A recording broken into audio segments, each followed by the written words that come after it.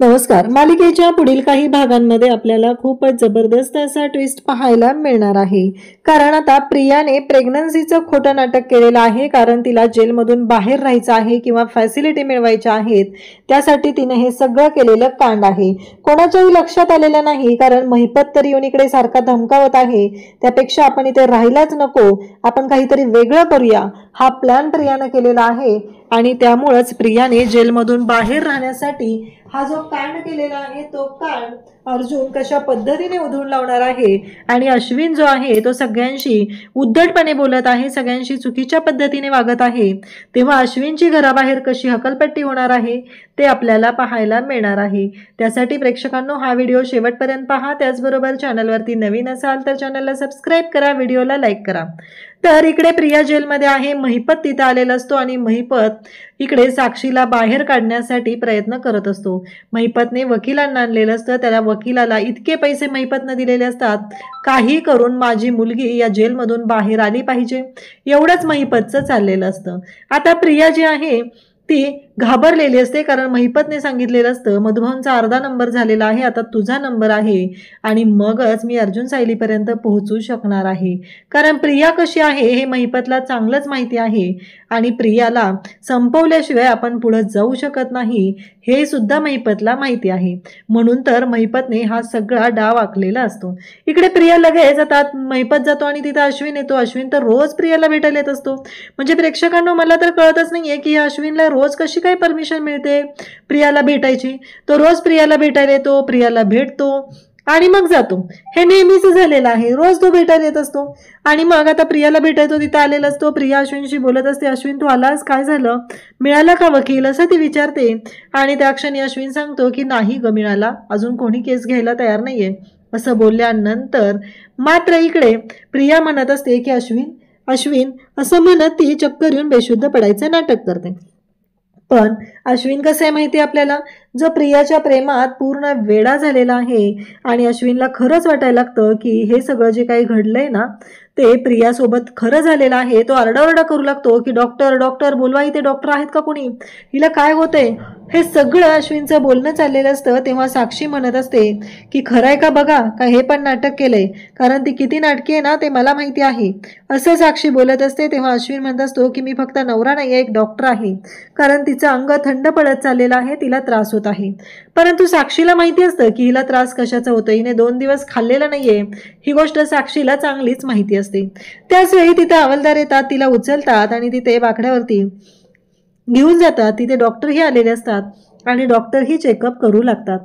आता प्रियाचं हे सगळं नाटक चाललेलं असतं. प्रियाला जेलमध्ये राहायचं नाहीये, ही सगळी तिची नाटकं आहेत आणि त्यासाठीच तिनं हा सगळा कांड केलेला आहे. त्यासाठीच हे सगळं तिनं कारस्थान केलेलं आहे. त्याचबरोबर इकडे आपल्याला पाहायला मिळतं की प्रियाला उचलून तिथे बाकड्यावरती ठेवतात आणि प्रियाचं चेकअप केलं जातं. डॉक्टर विचारतात की तुम्हाला विकनेस आलेला आहे, तुम्ही काही खाल्लेलं नाहीये का. तेव्हा प्रिया म्हणते की नाही. अश्विन विचारू लागतो का, काय झालंय.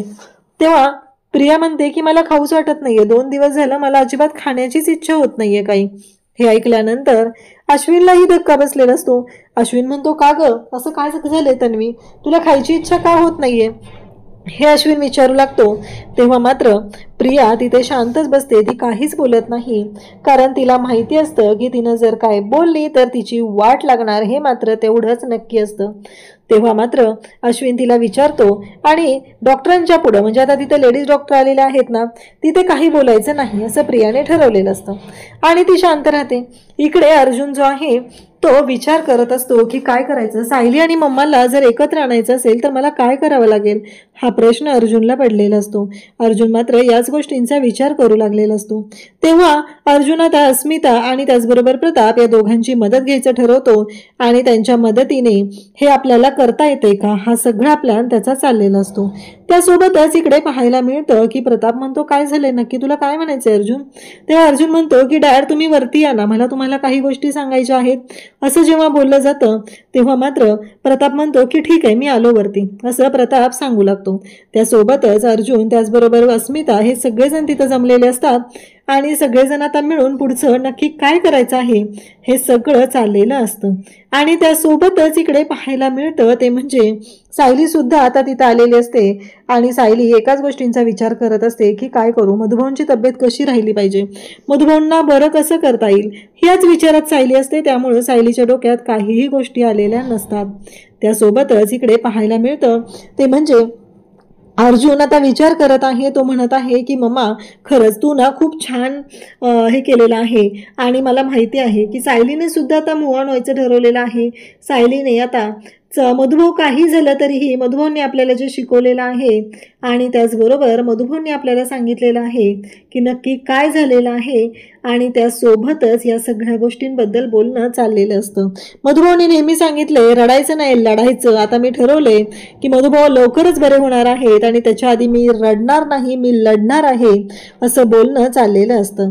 सायलीला थोडंसं वाईट वाटत असतं, पण आता एक तिने हिंमत गोळा केलेली असते आणि परिस्थितीशी सामना करायचं सायलीने ठरवलेलं असतं. तर इकडे आपल्याला पाहायला मिळतं की अश्विन घरी येतो.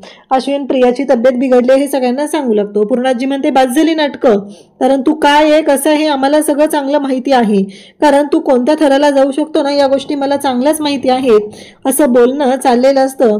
त्याचबरोबर इकडे अश्विन रविराजकडे येतो आणि रविराजला सुद्धा याच गोष्टी सांगू लागतो. रविराजला सुद्धा सांगत असतो की तन्वीची तब्येत बिघडलेली आहे आणि तिने खूपच टेन्शन घेतलेलं आहे, त्यामुळं आपल्याला काहीतरी करावं लागणार आहे. रविराज म्हणत असतात की मी काहीच नाही करू शकत आहे, मी तिची केस सोडले, माझा तिचा काहीही संबंध नाही, अशा भाषेमध्ये रविराजांनी सांगितलेलं असतं. तेव्हा मात्र अश्विन म्हणत असतो की काका, रविराज काका असं कसं बोलू शकता तुम्ही, मुलगी आहे तुमची ती, तरीही तुम्ही असं बोलताय तिच्याबद्दल. तेव्हा मात्र रविराज म्हणत असतो की हो, जे खरं आहे ना तेच मी बोलत आहे, कारण मला माहिती आहे की ती कशी आहे, काय केलं पाहिजे, कारण तिने आधी जर सगळ्या गोष्टी मला नीट क्लिअर केल्या असत्या तर मी नक्कीच काहीतरी करू शकलो असतो, अशा पद्धतीचं रविराजांचं बोलणं असतं.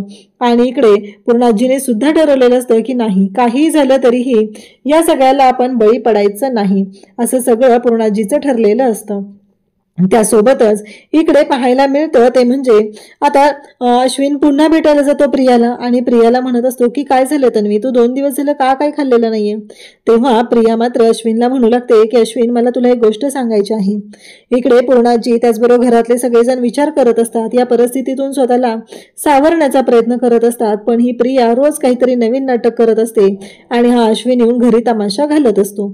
त्याचवेळी इकडे आता प्रियाने अश्विनला सांगितलेलं असतं की ती प्रेग्नंट आहे, म्हणजे ती सुभेदारांचा वारस तिच्या पोटात वाढतोय आणि काही झालं तरी अश्विन मला जेलमध्ये नाही राहायचं, असं तिनं सांगितलेलं असतं.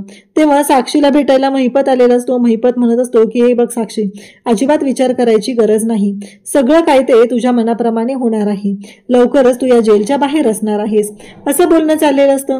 तेव्हा मात्र साक्षी म्हणते की या प्रियाने एक वेगळंच नाटक केलंय. तेव्हा महिपत म्हणतो काय झालं आता, काय नाटक केलंय तिनं. तेव्हा साक्षी सांगू लागते की त्या अश्विनला घोळात घेण्यासाठी, या जेलमधून बाहेर पडण्यासाठी तिने प्रेग्नंट असल्याचं नाटक केलेलं आहे.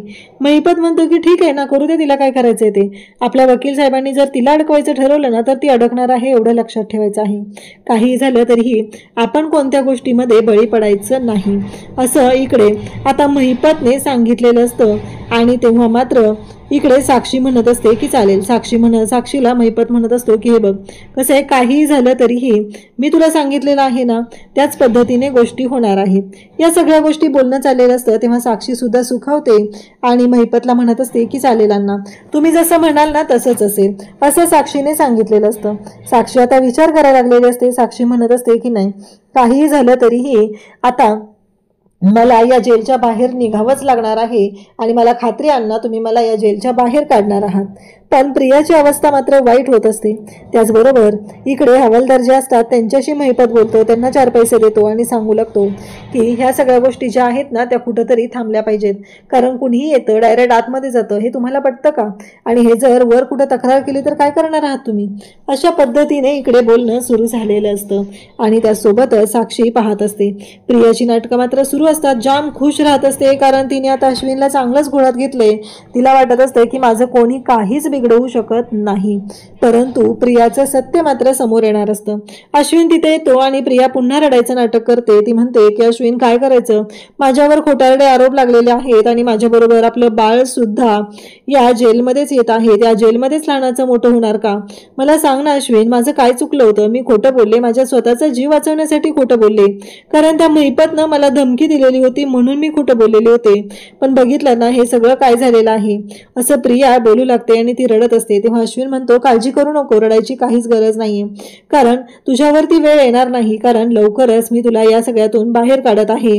एक वकील आहेत, ते तयार झालेले आहेत, बघूया पुढे काय होतंय ते, असं प्रियाला अश्विन सांगू लागतो. इकडे साक्षी मात्र पाहत असते. साक्षी म्हणत असते चेक करा एकदा, खरंच प्रेग्नंट आहे का ती, नाहीतर तिने किती नाटक करते ना हे सगळंच तुम्हाला माहिती आहे. अशा पद्धतीनं साक्षीचं बोलणं चाललेलं असतं. तेव्हा मात्र साक्षी जराही विचार करत नसते. साक्षी म्हणत असते की जाऊ दे, ही किती खोटारड आहे ना हे आपल्याला तर माहितीच आहे. आता अश्विन इकडे रविराजकडे येतो. रविराज त्याचबरोबर सुमन, नागराज सगळेजण तिथं असतात.